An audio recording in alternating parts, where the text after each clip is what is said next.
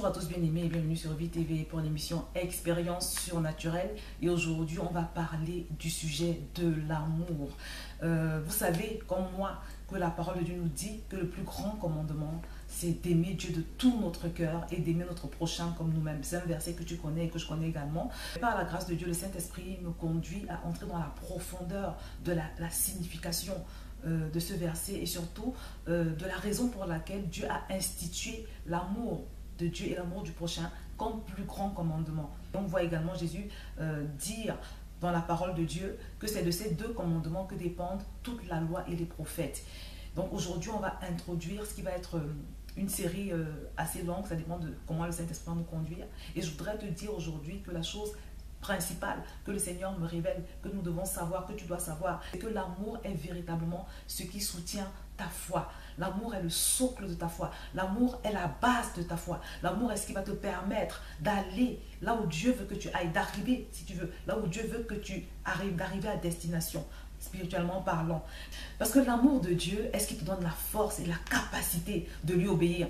Vous savez que la parole de Dieu nous dit que les plans de Dieu pour nous sont des plans de paix et de bonheur. C'est une parole qui est vraie, qui est éprouvée, qui est réelle. Mais beaucoup n'y croient pas. Pourquoi? Parce qu'ils ne voient pas de paix dans leur vie. Ils ne voient pas de bonheur dans leur vie. Mais ce que tu dois savoir, mon bien-aimé, c'est que ta paix et ton bonheur sur cette terre dépendent du niveau jusqu'où tu obéis à Dieu, du niveau jusqu'où tu te soumets à Dieu, du niveau jusqu'où tu satisfais Dieu, tu te conformes à ses désirs, à ses attentes. Et sur ma page Facebook, d'ailleurs, cette semaine, j'ai publié un statut, toujours une parole que le Seigneur m'avait mise à cœur, que en réalité, parfois, on demande des choses au Seigneur. On dit, Seigneur, pourquoi tu ne me donnes pas ça? Pourquoi tu ne me donnes pas telle chose ou telle autre? Mais Seigneur, bénis-moi. Mais parfois, on a simplement besoin de nous défocaliser un petit peu de notre besoin, de cette exigence, de cette demande qu'on a vis-à-vis du Seigneur, pour nous focaliser sur l'attente de Dieu. Qu'est-ce que Dieu veut de moi? Parce qu'en réalité, mon bien-aimé, si tu parviens à satisfaire Dieu, si tu parviens à combler l'attente de Dieu vis-à-vis de toi, bien aimé, tu peux t'assurer que Dieu va se tourner vers tes désirs. Si tu parviens à satisfaire Dieu, Dieu va te bénir en abondance. Il va t'accorder le désir de ton cœur, mais il va t'accorder également des choses que tu ne lui auras même pas demandé. Donc, bien aimé, je voudrais simplement te dire aujourd'hui que l'obéissance à Dieu est la clé de ton succès, la clé de ta liberté. Mais pour pouvoir obéir à Dieu, mon bien-aimé, tu dois aimer Dieu, mais l'aimer plus que toute autre chose. Tu dois l'aimer de manière à pouvoir être capable de renoncer à cette relation amoureuse. Tu dois l'aimer de manière à pouvoir être capable de renoncer à cette carrière que tu as tellement envie d'entamer. Si jamais le Saint-Esprit te dit non, tu dois pouvoir renoncer à toutes choses, à toutes ces choses qui te tiennent à cœur. Mais pour pouvoir y renoncer, comme je l'ai dit, tu dois aimer Dieu et l'aimer à la folie. Tu dois l'aimer passionnément. Il ne doit pas s'agir d'un amour superficiel ou bien d'un amour comme tu aimes, je ne sais pas qui, ton ami ou une autre chose quelconque. Mais il doit s'agir d'un amour total, d'un amour entier, d'un amour profond. Et c'est pour cette raison, bien aimé, que le Seigneur nous invite à l'aimer par-dessus tout. Tu parviens à aimer Dieu. Tu vas entrer dans la dimension de sa parole qui dit: l'Éternel est mon berger, je ne manquerai de rien. Parce que aimer Dieu va te conduire à faire de lui ton berger. Et conformément à sa promesse dans sa parole, tu ne manqueras de rien. Donc si tu veux, mon bien-aimé, l'amour de Dieu est ce qui te permet de te caler dans son agenda, d'entrer dans ses plans, d'expérimenter ses promesses de paix et de bonheur. Il est indispensable que ton cœur soit rempli de l'amour de Dieu, parce que sans cet amour, ce ne sera jamais vraiment ça. Par exemple, beaucoup de personnes sont très assidues dans la maison de Dieu, elles sont très assidues dans leur prière quotidienne, dans leur lecture de la parole de Dieu, mais elles n'ont jamais véritablement expérimenté de communion avec Dieu. Et c'est des personnes qui sont dans la foi parce qu'elles ont peur de l'enfer, elles ont peur d'aller en enfer, ou elles ont peur du regard des autres, ou elles ont peur d'être mal jugées. Mais leur motivation, ce n'est pas véritablement cette communion avec Dieu pour laquelle Jésus est pourtant mort pour nous. Si Jésus allait à la croix, c'était certes pour nous sauver, mais c'était d'abord et surtout pour que nous puissions être réconciliés avec Dieu, pour que nous puissions revenir dans cette relation que nous avions perdue depuis le péché d'Adam. Parce qu'avec le péché d'Adam, l'homme a été séparé de Dieu. Depuis le péché d'Adam, il n'était plus possible à un homme de pouvoir entrer en communion avec Dieu. Cette communion pour laquelle Dieu nous avait pourtant créés. Une fois que Jésus est allé à la croix et qu'il a accompli son calvaire, toi et moi, nous avons la possibilité aujourd'hui de vivre une véritable relation avec Dieu, d'entrer en communion intime avec lui, de le vivre, de l'expérimenter au quotidien. Dieu n'est plus cet être abstrait, cet être lointain que nous connaissions comme ça de façon vague, mais Dieu devient réel. C'est possible de vivre cette dimension. C'est cette dimension à laquelle Dieu aspire pour toi et pour moi. Donc nous allons étudier toutes ces dimensions de l'amour, l'amour de Dieu, et aussi cette dimension de l'amour qui nous pousse à aimer notre prochain comme nous-mêmes.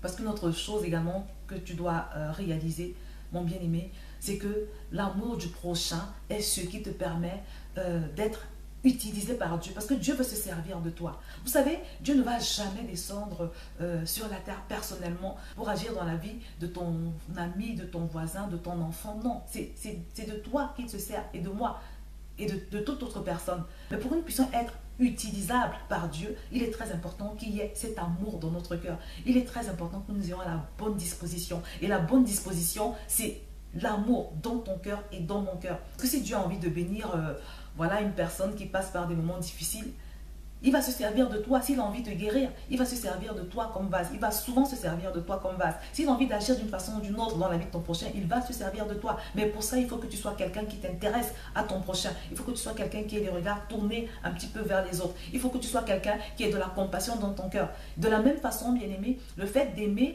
va t'éviter d'être instrumentalisé par Satan.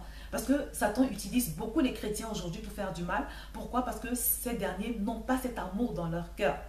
Et contrairement à ce que tu peux penser, bien aimé, on est plus souvent utilisé par Satan que ce qu'on peut croire. Je vais prendre un exemple. Imaginons que tu as un enfant un petit peu difficile. Peut-être que tous les soirs, il te ramène un mot dans son carnet, ou bien tu es souvent convoqué dans son collège ou dans son lycée, et ça commence à te fatiguer. Et moi, j'ai vu des personnes, dans ce cas, j'ai vu des sœurs en Christ même insulter leurs enfants. Une sœur en Christ qui taxe son fils d'idiot, de stupide, d'imbécile, ce genre de choses.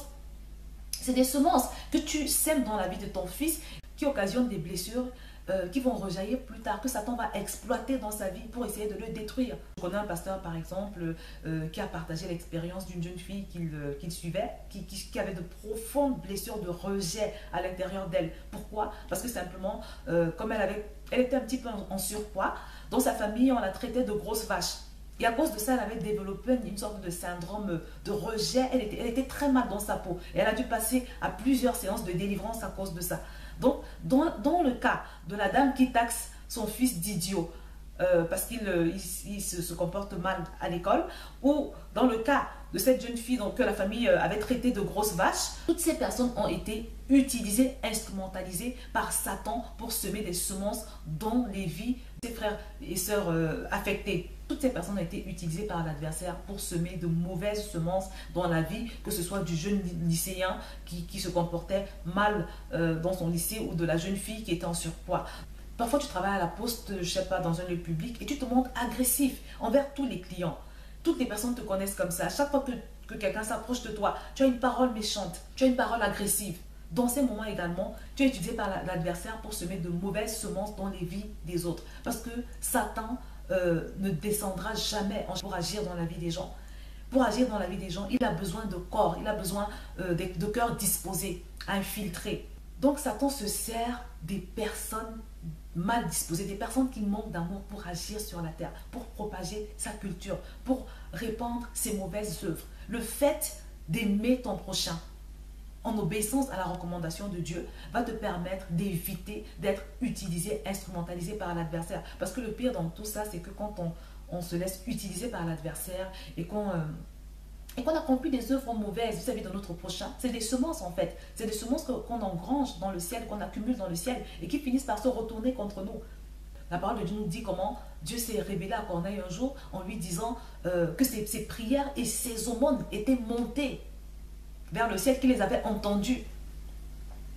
C'est un passage que j'ai lu la semaine dernière et qui m'a beaucoup marqué, qui m'a interpellé. Parce que Corneille, c'est quelqu'un qui faisait beaucoup d'aumônes. Et à un moment donné, Dieu lui apparaît en lui disant que tes aumônes sont montées vers moi. Ça veut dire simplement, bien aimé, que quand on sème, quand tu aides les gens d'une façon ou d'une autre, c'est comme un trésor que tu accumules dans le ciel et qui te revient d'une façon ou d'une autre.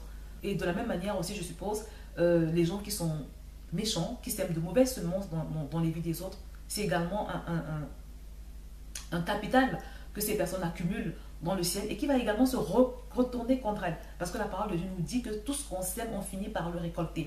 Alors ce que je voudrais vous faire comprendre, mes bien-aimés, c'est que le Saint-Esprit m'a révélé que l'amour est une condition sine qua non pour pouvoir vivre les plans de Dieu. Les plans de Dieu par rapport à toi-même, à ta propre vie ou par rapport à ton prochain. C'est capital, c'est vital, c'est fondamental. Et nous allons le voir dans le détail dans les jours qui viennent. Et je peux te promettre, mon bien-aimé ou ma bien-aimée, que ta vie va être transformée. Ma vie également va être transformée. Parce que je sais que cette parole, cette révélation que j'ai reçue vient du Seigneur. Parce que souvent, on est bloqué, on a des prières qui ne sont pas exaucées, on ne comprend pas pourquoi. C'est que simplement, nous ne permettons pas à Dieu d'agir dans nos vies. Parce que nous n'avons pas cet amour, par exemple. Sans amour, Dieu ne peut pas agir dans ta vie. Il ne peut pas t'emmener où il a prévu et il ne peut pas t'utiliser tel qu'il a prévu vis-à-vis des autres. Donc nous allons le voir dans le détail, dans les jours qui viennent. Mais en attendant, je voudrais t'inviter, mon bien-aimé, à commencer à prier. Comment déjà à prier? À demander au Seigneur de remplir ton cœur d'amour. Demande-lui de mettre la passion de Dieu dans ton cœur. Demande-lui de mettre l'amour dans ton cœur, de te donner la capacité d'aimer ton prochain comme toi-même. Et comme je te l'ai dit, nos vies vont être révolutionnées. Je vais donc m'arrêter là et je te dis à très bientôt sur VTV.